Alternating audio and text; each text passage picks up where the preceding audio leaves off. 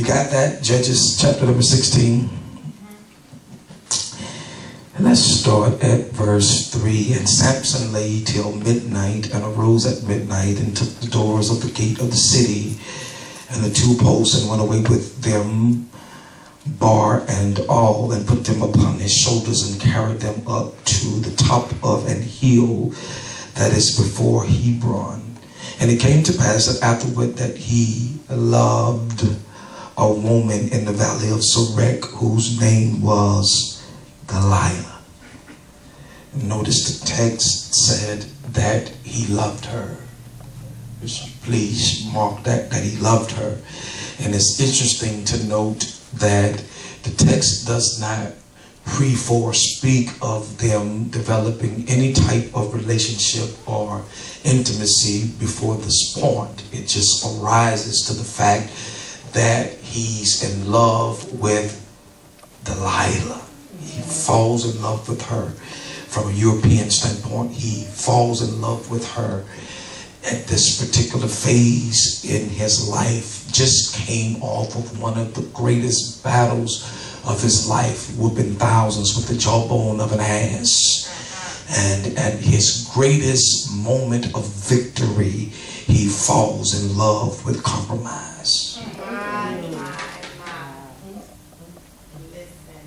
At his greatest hour of victory, where the light of Yahweh is resting heavy upon him and he's shining with glory, he falls in love with a Philistine. He compromises his agenda for Yahweh because he falls in love with compromise. Ask somebody beside you, are you in love with a compromise? Are you in love with a compromise? Boy, this is going to be heavy. Are you in love with a compromise? And the lords of the Philistines came up unto her and said unto her, they gave her a strategic battle plan of how to destroy him because they couldn't. I'm going to try that again. They gave him her a strategic battle plan to destroy him because they couldn't. I want you to understand that the enemy has come to an understanding that he himself cannot destroy you, but he has had the opportunity to see what you like.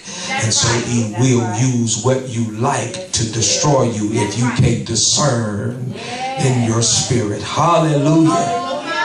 And so in this moment in your life, I want you to put on high alert in the spirit, because the enemy is trying to use what you like to destroy you, because he has been sitting back watching and taking note of the things that you like. He has been watching your actions, your thought process, your movement. He's been studying you, and he's discovered your weakness, something that you like, and he's taken the thing or the person in which you like and are giving them strategic battle plans to destroy you without your knowledge. You talking, right, sir? Oh, and if you cannot discern the enemy in your lap, you are about to be destroyed. Oh, I'm talking, watch this. And so they enticed him in his great strength. You see where in his great strength lies. And by what means we may prevail against him, that we may bind him to afflict him.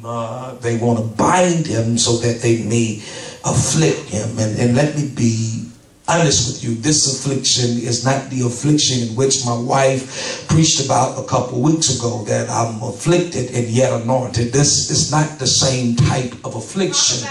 This type of affliction is trying to bound you and suck the life of Yahweh out of you and leave you for dead. That's it. That's it. And we will give thee, every one of us, 1,100 pieces of silver.